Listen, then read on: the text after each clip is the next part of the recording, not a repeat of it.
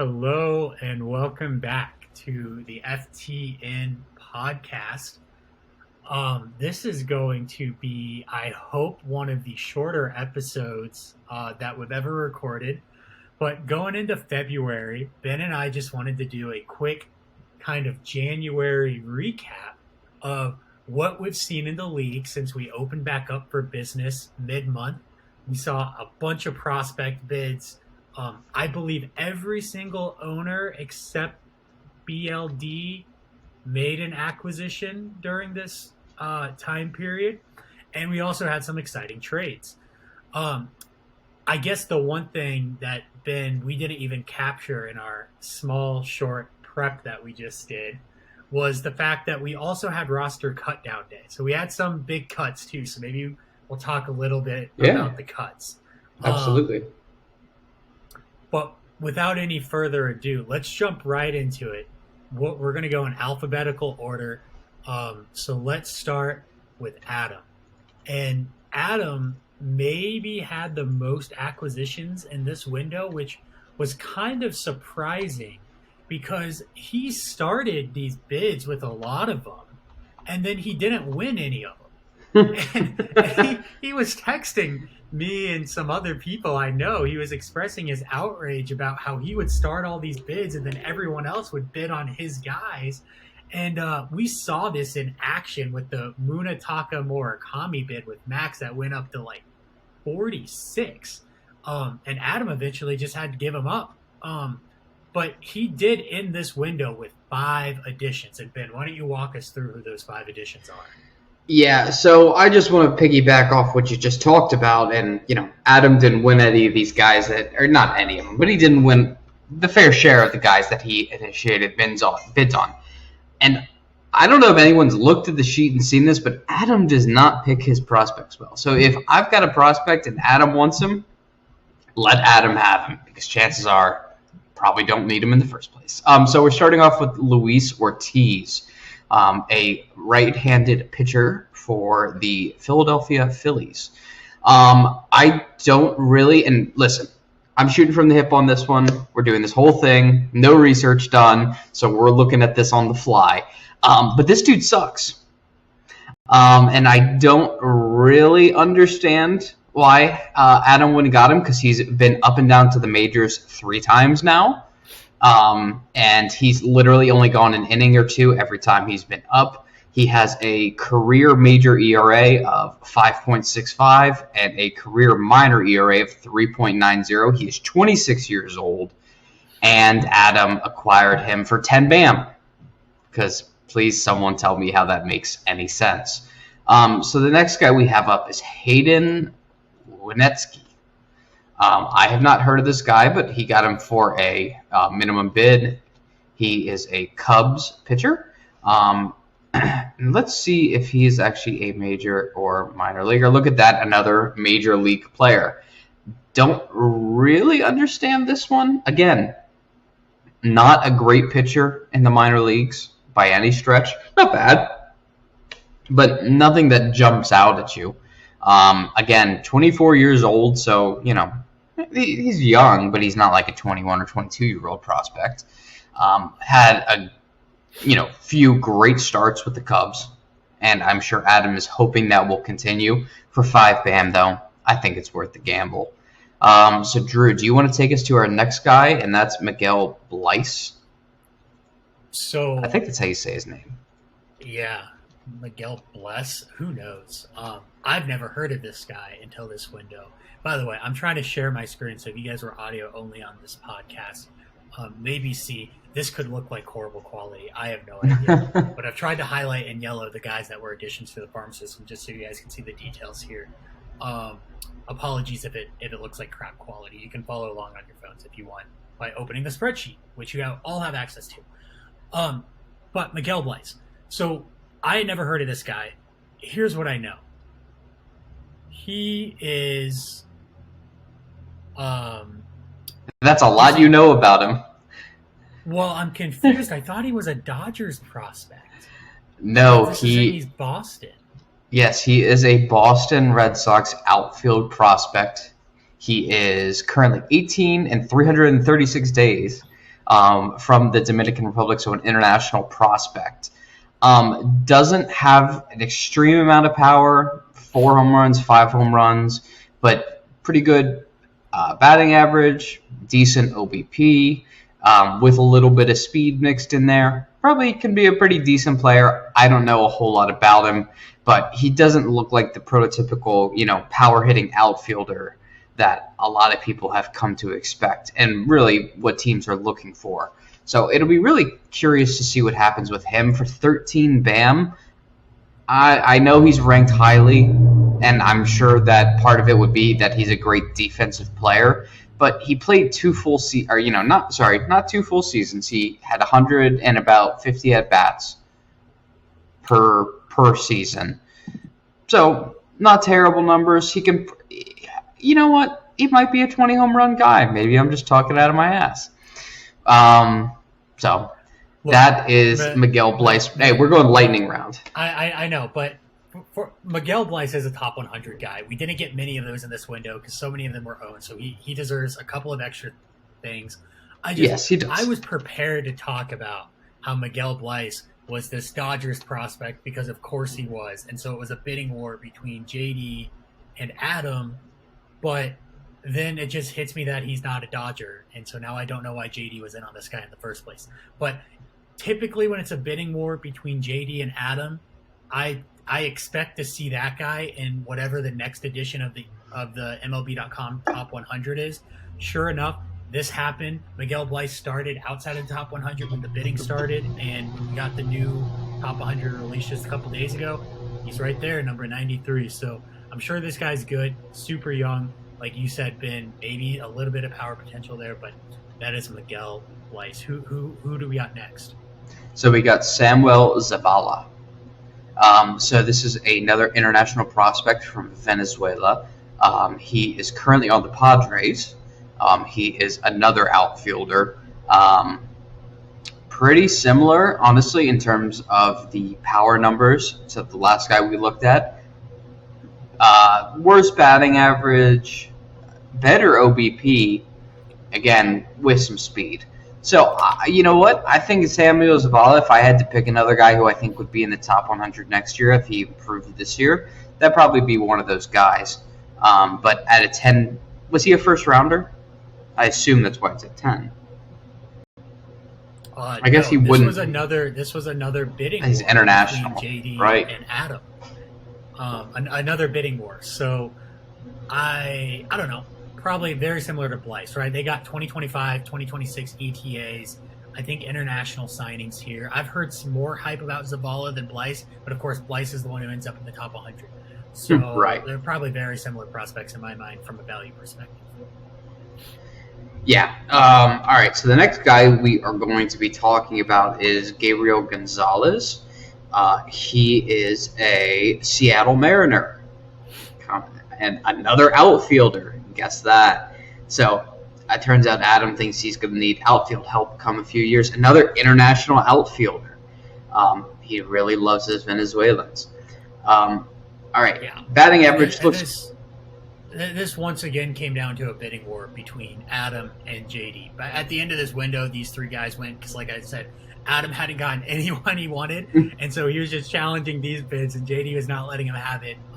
These are the ones that Adam ended up with, and you know, you said it, very similar to the other prospects, international. Yeah, all three of them are. You could probably throw them into a hat and guess because. They're very, very similar in terms of stats, so we don't need to go over that. I guess what I don't understand from Adam is what does he think is going to happen to his outfielders in the next few years? And I know this isn't a podcast about the current teams, but I'm like, where is he going to stash all these outfielders? I was thinking the same thing, actually. I just pulled up his roster on the app, and look, maybe in 3 years, Mike Trout retires due to injury. Gavin Lux is out winning MVPs. I'm the clear winner of that trade, but that's not the topic of this conversation. No. But yeah, I don't know. It's not the youngest outfield in the world. Kyle Schwarber, I could see, is a droppable player in a few years. You never know with Mike Trout's injury, as sacrilegious as it is. and Marte. I mean, who knows what Marte's value is going to be? And Buxton has that huge injury bug as well. So there is potentially space in this outfield that's going to be opening up in years to come. You know what? They are like 17 and 18-year-old prospects, so it's going to be 3, 4, 5 years before we actually see these guys up in the MLB. So you know what? Huh? Yeah, I'm seeing prospects starting to debut at 24, 25 years old nowadays. It could be 7. So, okay. That's Adam's farm system additions. Yep. That should be the longest of any of these because I think he got more than anyone else in this window.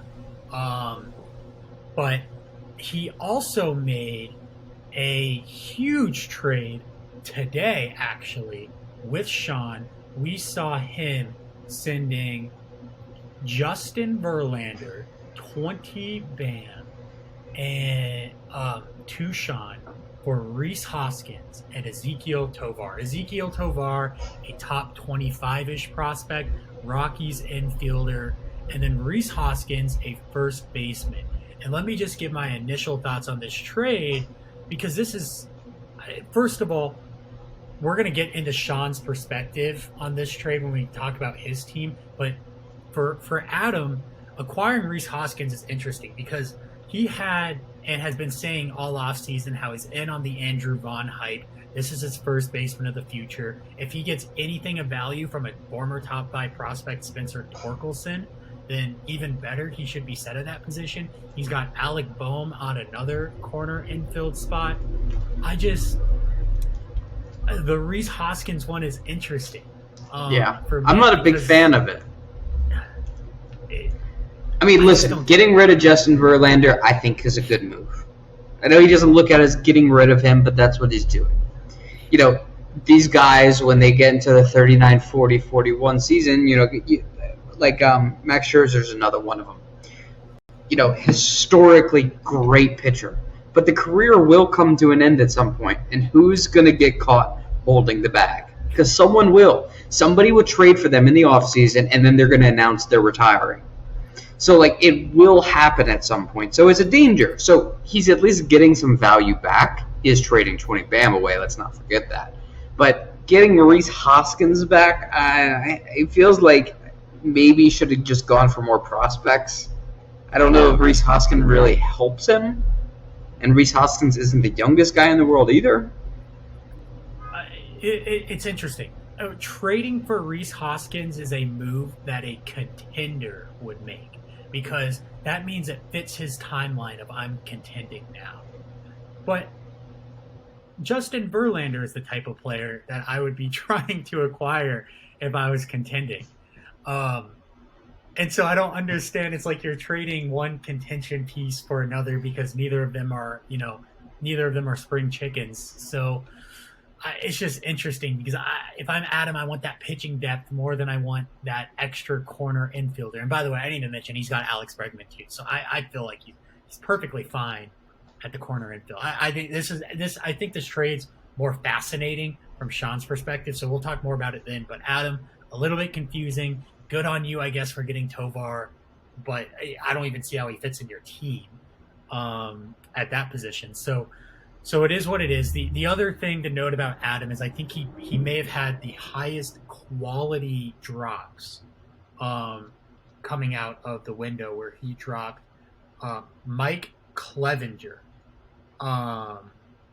who should be, I cannot believe he's not been picked up in our league yet, but should be being picked up by somebody because this is a pitcher who's been very good in the past. And he had a rough year back coming off of suspension and maybe injury. I'm almost forgetting. But he could be a good bounce-back candidate. And I honestly expected a trade of Clevenger to clear the roster spot versus outright having to drop him. But I guess he felt the pressure of time. The roster crunch came too early for him. He dropped him, and now he's going to be somebody's bag of gold that they find. Yeah, I don't know if I agree, but somebody will think they have a bag of gold. There's a lot of those guys every year who we consider bounce back candidates, and they never do. But I think we should move on to another team because I think we've spent quite enough time on Adam. I know he had the most transactions, and you're getting pretty close to him too. Now let's move on to me. Now, I know everyone's going to be like, oh, they just did this because Bean wants to talk about his three guys, and you're damn right. I did want to talk about these three guys. So, Drew, do you want to take a look at these guys and tell me what you think, or would you like me to describe them? I don't need to take a look. Look, I know who they are. Wilmer Flores, out of nowhere, is a top 100 prospect. I don't agree with it. The Detroit Tigers have not proven to be resourceful at developing their pitching. Look at their most recent bust. Wasn't Justin Verlander the guy we were just talking about? Wasn't he a Tigers pitcher? That was 15 years ago they developed Verlander. Maybe Heritage. Maybe even before. Heritage. Look, Casey Mize, Matt Manning, Tarek Skubal, Alex Fido. The only one of those guys that look even remotely decent is Tarek Skubal. Wilmer Flores is just – and it looks like they're failing Jackson Jobey. When we get to mine, you'll see how far he's moved down. So I just am not a believer in Detroit Tigers pitching right now. I don't think anyone in the league is. It's a little bit Royals-esque, right? It's like these AL Central teams just can't seem to get it together. Of course, the Guardians are doing it, right? So maybe I was premature in saying that. Long story short of Wilmer Flores here is, okay, somebody believes in him to rank him top 100. Good for you. You got him for the minimum top 100 bid of 10. But I'm not expecting anything great. It's 2023. We'll see him this year. Very likely in Detroit, but maybe one of the least exciting top 100 prospects, in my opinion. The least exciting. Okay, all right, that's harsh. Well, let me introduce you to somebody who's a little more exciting. So I am looking for his registered hitting. I'm trying to remember if it's Marco Rye or Owen Murphy. I believe it's Owen Murphy. Well, both of one of these guys is a two-way player. Oh, interesting. And I'm trying to figure out which one of them it is. I don't know much about these guys, so I don't know. Oh, Ryan has joined the sheet. That's interesting. All right. I'm looking.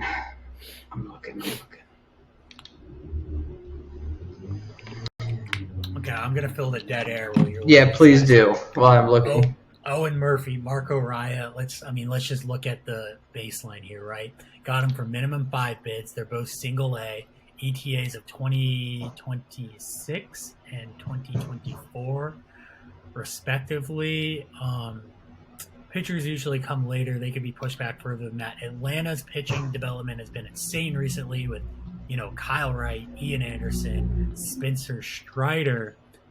So maybe definitely a guy there to watch with Owen Murphy. Do you want to laugh? Raya, Minnesota. Well, maybe. Do you want to laugh? Yeah, let's go. Okay, so I did get Owen Murphy on the basis that he is a two-way player, and the Braves, as of a few days ago, announced that they only view him as a pitcher. That's the only reason I went and got him is because he was a two-way player. He I understand it's high school, but he was batting like .575 in high school with a sub-1 ERA. Like, he was a legit... Which high school did he go to? I have no idea. Now you're going to make me do a little more research, and I'm not going to be able to find this. He probably went to the high school in Maine. All right, well, let's see where he went to. And put up insane stats. He went to Riverside, Illinois. Oh, he's a Chicago boy. Yeah. Interesting. Okay. All right, respectable. And we'll see how he develops. That's interesting. Okay. Yeah, so I'd be really curious to see. Yeah, on Marco Raya, just a quick one. 20-year-old Minnesota Twins. Was a pretty good pitcher. I just think somebody who's going to continue to get better. A-ball, really solid results. I'm not with my farm system right now. I've told people this because they've inquired about getting people from my farm or trading for more prospects. I'm not really interested in acquiring a whole lot of prospects right now. I've got too many. I got to fix that problem before I start working on the farm again. Me having a lot of top 100s is just the fruit of my labor. But anyway, let's move on to Dave.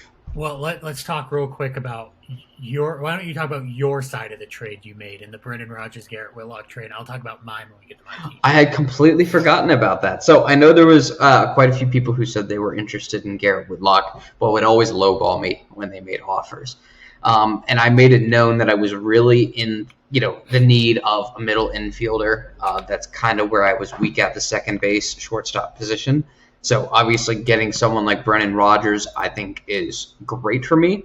Obviously, it comes with the home run power potential with being at Coors. And, he's still, I think he's 26, 25, something like that. He's still pretty young. So he's, based on what we know about baseball player development, if he continues to get better, he's got 2 to 3 years before he's at his peak. So he could theoretically turn into a 25, possibly 30 home run a season guy. I know that's being wishful, but playing in Coors, I don't think it's impossible. I always like this thought experiment, and so I'm gonna put this question out to the audience who's listening. And if you have thoughts on this, go ahead and put it in the group me or leave a comment on this YouTube video, whatever it is. I want to know if Brendan Rodgers was still prospect eligible today, would he make the MLB top 100 list? That's a tough answer, one. Ben. Yeah, I'm not going to answer. I'm not going to answer. I'm curious because I love to play this game. I began doing this with Wander Franco last year, going into last year before the injuries. I'm like, if Wander Franco was still a prospect, he would still be number one. I think he'd still be a top 5 prospect today if he was still prospect eligible. So I'm curious, you guys out there, you think Brendan Rodgers, is he still a top 100 prospect if he was still prospect eligible? Yeah, and I should make it clear too, I don't like trading away Garrett Whitlock. Like, I didn't want to, but I have an excess of pitchers who are going to be coming up this year. So I had to make some room somewhere. He's a guy who I view as one of my lesser starting pitchers. I think he's going to end up as a relief pitcher every year towards the end of the season just because he doesn't have the endurance, but that's just me. But yeah, that's really the reason, is I just need some help. So I think it was a good, fair deal. You have excess coming up everywhere, but that's a story for another day. Dave, yes. We can be super quick about this team. Nothing. He did drop a couple people, but they were, I believe, relief pitchers with Tommy John injuries who were out of contract. So about as irrelevant of transactions as possible. Which is not a bad thing because Dave's farm looking pretty solid. So, we're not mad. We'll skip my team to give people, not give people fatigue of you and me talking about ourselves. We'll go to Jack. So Jack made a couple of acquisitions here, right? So Bryce Miller and Jared Schuster. So, and he sent 5 BAM to Ryan for the Brandon Drury trade. Yeah. Big news. All right, so who do you want to talk about first? Bryce Miller? Bryce Miller. So Bryce Miller is in the top 100. I believe he was competing with JD for this bid because, of course. And he looks like he's going to debut this season. He's 24 and a half years old. I would think the Mariners have openings in their rotation for somebody to come in and get a spot. So I don't know much about him. I'd never heard of him until these bids. Great strikeout numbers. Great whip. That seems to be a lot of these Mariners pitchers. A lot of their minor leaguers seem to have really good strikeout numbers, and some of them have had success in MLB, like Logan Gilbert with it. So, yeah, good for Jack. He needs youth. And for 7 BAM, that's great. Top 100 prospect. So good for him. On the Jared Schuster side, have we seen Schuster already? This is such a familiar name to me, Jared Schuster. Yeah, the name does not ring a bell for me, but I am curious. That's what I'm pulling up right now. I'm getting his statistics pulled up on my computer. Ben. Oh, no. What? Did you cut out? Oh, no, I'm going to have to carry this. That's okay.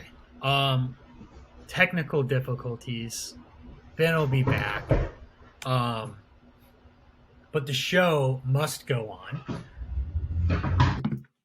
Oh, there he is. I hear him again. I can see him.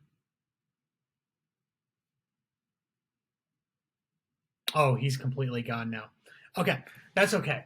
Let's Jared Schuster. I don't know much about him. The name Jared Schuster with the Angels sounds familiar to me. I think he may have pitched last year. He's a lefty. That's always interesting. Um, but this is I'm another back, guy that could everybody. come up. Welcome back, Ben. Jack loves to recycle. This is like a these two pitchers for me, Ben, seem like very Jack centric, right? They are very much like Kirby Kopech, where he is going to just constantly take these guys that are pitching this year, get the volume stats and matchups where he needs them, and then drop them off his roster again for matchups that he doesn't need them. So yeah, I guess it's appropriate that Jack got these two. I guess what I would maybe consider mid rotation marginal guys that will eat innings and get volume numbers for him. Yeah, I'm less interested in Jared Schuster, I have to say. Like, if you ask me to pick which one of the two guys I would prefer, like, I think the Bryce Miller acquisition is a great one. Much less interested in Jared Schuster. But yeah, that's Jack. Anything else we want to talk about? The Oscar Gonzalez from Max Muncy? Any interest in talking about that? Yeah, let's talk about that for a moment. I think that's a super interesting trade. So Laffy hits us out of nowhere with announcing two trades at the same time. Jack gives away a young outfielder, Oscar Gonzalez, who a lot of people in Cleveland are very high on, and in return gets Max Muncy. I think this fits Jack's timeline. Jack was desperate for an infielder. Max Muncy fills this role for him, and he was loaded in the outfield. I think from a positional value perspective, this is a great trade. I obviously think Oscar Gonzalez, his potential is higher. This is a very high floor trade for Jack because I think Muncy's already peaked as a ball player. He had a very bad season last year, and Oscar Gonzalez is exciting. But Jack is playing the numbers. He's playing it smart. He's like, I'm not going to bet on potential here. I'm not going to bet on youth. I'm going to take the known quantity in Muncy and fill a hole in my lineup. So good for Jack. Good trade for Laffy, though, too. So the next guy we got to talk about is JD, and I'm just going to preface it this. I just pulled up the first guy on JD's acquisition list that he got this year, and I'm so mad because he got this dude for 8 BAM, and this guy is going to be a top 25 prospect within the next 2 years. I'm just calling it now, Junior Camareno. I mean, this dude just looks fucking disgusting. And he got him for 8. I would have bid on this dude had I had any BAM to bid with. All of you in the hundreds of BAM should be ashamed that you let JD get this guy for so cheap. Because my God, all right, he's started playing, in minor league ball when he was 17 years old. Okay, he's an international guy. He's been in the minors for about a year and a half now. So, in a career total in the minors of 385 at bats, he has 20 home runs, a 307 average, a 382 OBP, and an OPS of 900. Oh, and that's not to mention he also stole 20 bases. So this is a guy who's probably going to bust a 25-30 home run season next year with another 25 to 30 stolen bases, all while hitting 300. And he's 18 years old. So I don't know what y'all are doing that you didn't see this guy, but you should be embarrassed. Sometimes I don't know when JD is throwing out a red herring bid because there's some guys on this list that kind of really are not very good when I go through JD's farm systems. But then there's a lot of guys that were totally sleepers. I mean, look, up and down what's showing on the screen right now, 5 and 7 BAM bids on people. And so we just continue to let JD get away with it. He lowballs on these guys, and then they become amazing. And I can't help but notice as well the teams that they are part of. The Dodgers and the Rays. And, of course, the two guys he gets are from the Dodgers and the Rays this window, Sheehan and Caminero. I think I have a new game plan going forward, and that's anytime that JD starts to bid on a Tampa Bay or Dodgers prospect, I'm going to bid up as well, because it just seems to freaking work out for him. So yeah, I'm a little interested as to why JD went for Sheehan, because it looks like they're planning on using him as a reliever, just based on his stats. Insane strikeout numbers. I mean, in the 14 K per 9 last season. But 20 games, and it says he started games. I don't know. It just seems like he didn't go for very long because he only came out with 68 innings pitched. So I don't know what their strategy is with him. He looks good, but I'd be curious to see if he's actually a starter or a reliever. 22 years old, playing in Double-A, probably going to be Triple-A this year, and probably going to be called up after that, would be my guess, if he continues to develop and whatever happens with the Dodgers. But yeah, look, no. This is my favorite stat in the league right now, and so you guys are going to hear it from me again, I'm sure. But JD has bid on more Dodgers players than anyone else has bid on any other singular team.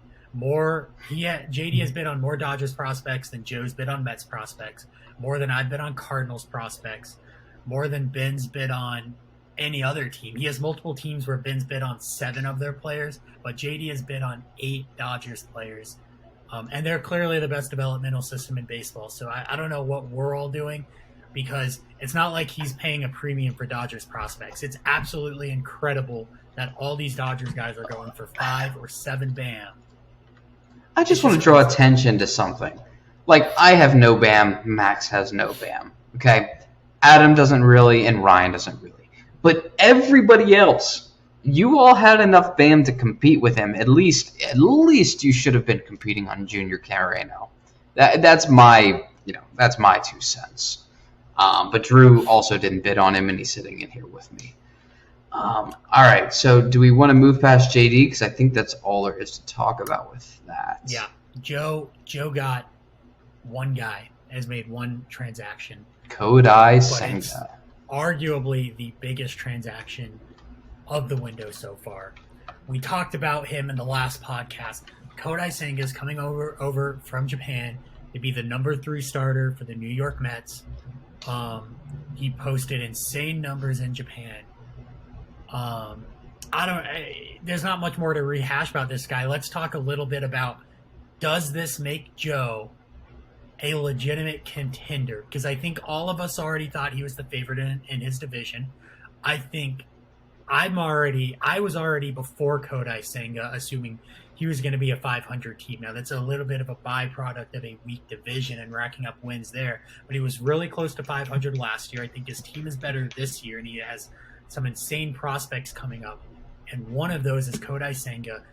This might push him to a win total that pushes 100, in my opinion. What do you think? Do you know? Unpopular opinion, extremely unpopular opinion, and I know it. I don't think this guy's going to be as great as he was. Because listen, the Japanese leagues are different than the American leagues in terms of talent. When American players get too old and they're no longer that good, they go to Japan to dominate. So to have a guy like Shohei Ohtani who came over and was dominant is one of the best in the MLB, that's truly historical. But I feel like everyone's going to start reaching for the best Japanese league players they can get. They're going to bring them over, and they just can't adapt. And I think pitching is at much greater risk than hitting. I think if you can hit a 99-mile-per-hour fastball in Japan, you can hit one in the United States. But pitching-wise, I mean, the strikeout numbers aren't spectacular. He's been getting steadily worse for the last 3 seasons. He's at 29 years old. I don't know, man. 30 now. 30. So I'm a little nervous about this. I don't think it's going to go great for them. And at 28 BAM, it's a pretty big purchase. But, for as much money as the Mets are spending on the guy, he's going to get starts. So, for that, I guess 28 BAM is worth, the risk. And maybe you get a guy who's great, but he is already pretty old. And I don't think he's going to adapt very well. And I might be eating crow on that. I don't know. How do you feel, Drew? I gave all my thoughts on Kodai Senga. Okay. I disagree with you, but I know, and I'm sure most people will. Podcast, so we don't need to rehash that. Let's move on to Laffy. He's got a few. Yeah, he made some acquisitions and he made a couple of big trades. So we already talked about the Max Muncy for Oscar Gonzalez. yeah, yeah. So the Ryan Mountcastle for Jeremy Pena, I am furious about. I am furious. Why are you furious? Because I wanted Jeremy Pena. And you always kept like stringing me along. I'd make you an extreme offer and you would be like, well, I'll think about it. And you did that to me maybe 5 times. I'm not mad about Ryan Mountcastle, but at the same time, man, it just makes me mad. Because Ryan Mountcastle's 25 years old. And I'm sure, asking you probably swapped for positional eligibility. Look, yeah, you're not wrong. You and multiple other people were hitting me up for Jeremy Pena. I won't lie about that. At the end of the day, Laffy had what I needed. He had a first baseman that is going to put up counting stats, and that's what my team, from not just a positional perspective but from a stats perspective, that's what my team needed. And I probably overpaid for Mountcastle. I think Pena, on a dollar for dollar, band for band perspective, is worth more than Mountcastle. But I would agree. This was the perfect fit for my roster. Laffy was immediate in his response and wanting to do the trade pretty much, and I'm like, let's just do it. From Laffy's perspective, Jeremy Pena is a good addition for him. I mean, this was a team that was good 2 years ago, was terrible last year, got completely obliterated by injuries. But now with a healthier roster and getting Jeremy Pena, who in all facets might be a better fantasy player than Ryan Mountcastle, as I just alluded to, it's going to be a big get for Laffy. Do you know, way too early predictions, Laffy's going to win his division. Way too early predictions, Laffy's going to take the division. I think that just based on his farm, based on what he's doing as far as his acquisitions go, I really like what he's doing. And to talk about some of his acquisitions, you've got a guy in Connor Norby, third baseman. He's in AAA for the Orioles, so competing with Gunnar for a spot. But he also plays second base and left fielder. So I'm sure he's a guy who can kind of just be scattered around wherever he sees fit. But this dude can fucking slug. Okay? Slugged last season in AAA, 526 with 29 home runs and 477 at-bats. I mean, just absolutely demolishes the ball.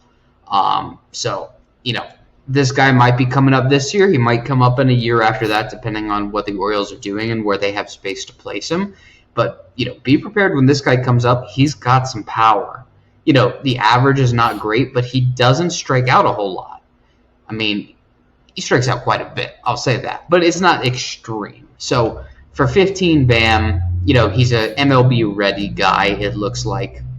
I think it might be a little high, but you know what? For as much as he had, I'd make that deal. The next guy, Ethan Salas. Do you know anything about? Before we, okay, sorry. I'll just finish off Connor Norby and say Baltimore currently has the best farm system in MLB. Yes. Connor Norby's a part of that. He'll be a part of that infield rotation with all the other guys coming up too, as we all know, Gunnar. But yeah, I love Norby. He's really good. I think 15 is the absolute. I guess that's what I expected him to go for in this window. So this was a good get for Laffy. I like it. Ethan Salas was the number 1 international prospect. Look at that age, Ben. 16 years old.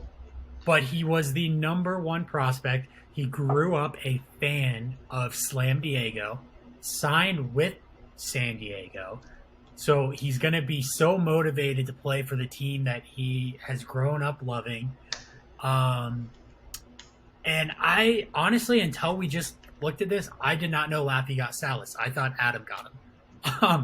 So he just got the number 1 international prospect for 10 BAM, but he is only 16 years old.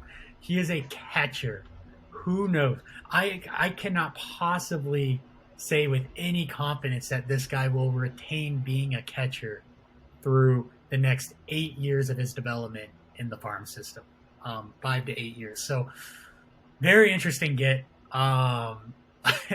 Good for you, Lappy. This is hilarious. And 10 could end up being the greatest bargain of all time, or this guy could totally disappear. Who knows? The international prospects are even more of a ladder than the MLB draft. For 10 BAM, though, I say that's a good risk take. All right, so how do you... Jose De Paula? However you want. Yeah, outfielder for the Los Angeles Dodgers. He is 17 years old from Brooklyn, so he's not an international prospect. He's just young. This guy, nothing really jumps out at me except he has an insane on-base percentage and batting average over a half season, but nothing really super crazy. 16 stolen bases, so he definitely has some speed. Do you know anything about this guy? I know nothing about him. I read some hype articles going into this bid window about him, but by the time he got up to 10 BAM, I was kind of out just because he's so young. It's not really my type of prospect. But I've read a lot of hype about him. And look, Ben, he's a Dodgers prospect. JD was in on this guy too. If it's JD bidding against you on a Dodgers guy, you should feel pretty good about ultimately snagging him from him. So, this could be another good get. I think what's very interesting about Lappy's farm system is what I'm highlighting on the screen right now, which is his ETAs. It's interesting, Ben, because you think he might win the division this year, and I very well think he could. I think he on paper might actually have the most talented team in the division. But these are ETAs where there's some guys in 2023 that are going to reinforce. But he has a lot of guys coming up, maybe more than anyone, 24, 25, 26, a lot of recent top 10 draft picks from the last two drafts. And he's reinforced that now too, this very future-looking outlook with Salas, Jose, and Connor Norby. He has maybe the best balance of ETAs. I think he's done a great job at building that. So I don't see this being ever a rebuilding team beyond what it was this past season. I think he's pretty set for the future. Yeah, and listen, I'm not saying he's going to come out and beat JD next year. He can win in the worst division. You know what I mean? He doesn't have a whole lot of competition there. So I'm calling it now. I think Laffy's going to take the first place for this upcoming year. But again, way too early predictions. So we want to move on, or is there anything else you want to talk about with Laffy? Well, I think what I want to do is we are through 7 teams out of 12. Mm-hmm. I think I want to pause it here. And we're at almost 45 minutes. I wanted this to be a shorter episode. Okay. Turns out we had more to talk about than we bargained for, but that's okay. Yep. I think let's stop here. Okay. We'll record another episode soon. We'll do the other 5 teams and have another feature in here, and make another 45-minute episode. So we'll kick it off with Max next time. But hopefully you guys all enjoyed kind of just this recap of what's happened in January. Ben, do you have any final thoughts? Let's play baseball. Well, let's watch people play baseball. I think pitchers and catchers report in 2 weeks, right around Valentine's Day. So we should be getting some news very soon out of spring training. But yeah, until next time, thanks for listening. And we'll be back for the next one. See you guys.